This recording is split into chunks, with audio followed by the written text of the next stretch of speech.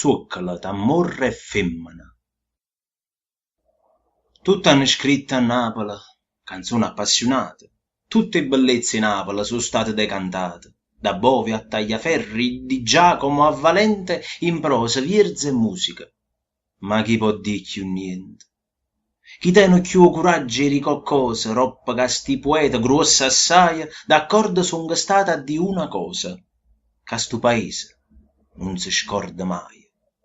Sta Napoli, regina e sirena, che chiù a guardammo e chiù a volimmo bene, la tenga sana sana rindivena, a porta rindo cuore che già fa.